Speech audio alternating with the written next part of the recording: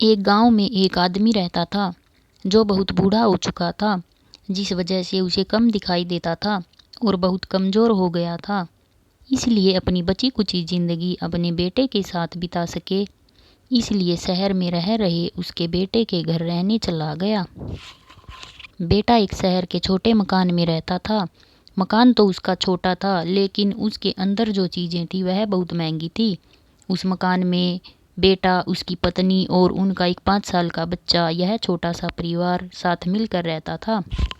बूढ़े पिता के आने से उनके परिवार का एक सदस्य और बढ़ गया। यह पूरा परिवार रोज़ सुबह शाम डाइनिंग टेबल पर साथ में खाना खाया करता। बूढ़ा पिता अपनी कमजोरी के चलते हमेशा खाने की चीज़ें नीचे गिराता रहता और कई बार कांच के बर्तन भी टूट जाया करते थे। कुछ दिनों तक तो बहू और बेटे ने यह सब सहन किया, लेकिन बाद में वो दोनों बूढ़े की हरकतों से चिढ़ने लगे। एक दिन बेटे ने कहा कि ऐसा कब तक चलेगा, हमें कुछ करना पड़ेगा। उसकी पत्नी भी इस बात से सहमत हुई। अगले दिन बेटा कहीं से एक पुराना मेज़ लेकर आया और घर के एक कोने में उसे लगा दिया और अपने पिताजी से कहा कि आप यहीं बैठकर खाना खा लीजिएगा। उन्होंने एक लकड़ी का बर्तन भी बनवाया जिसमें वे अपने बूढ़े बाप को खाना देने लगे। अपने कांच के कीमती बर्तन बचाने के लिए अपने बूढ़े बाप को लकड़ी का बर्तन देने में उन्हें जरा सी भी शर्म नहीं आई। अब खाने का समय जब जब होता तो बूढ़ा बाप एक कोने में बैठकर खाता और बाकी का परिवार डाइनिंग टेबल पर खाना खाया करता।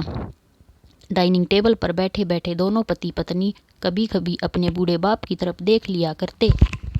बूढ़े बाप की आंखों में उन्हें आंसू भी नजर आते, मगर उन पर जैसे कोई असर ही नहीं होता। बूढ़े का पोता भी यह नज़ारा हमेशा देखता और वह अपने में ही खोया रहता था। एक दिन जब पति पत्नी डाइनिंग टेबल पर बैठकर खाना खा रहे थे, तब उनका बच्चा जमीन पर बैठकर कुछ कर रहा था।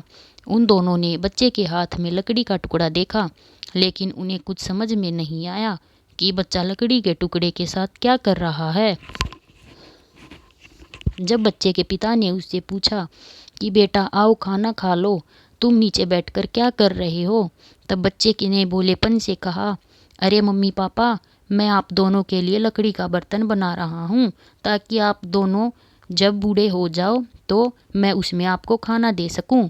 अपने नादान बेटे द्वारा कही गई यह सहज बात दोनों के दिल में तीर की तरह उतर गई।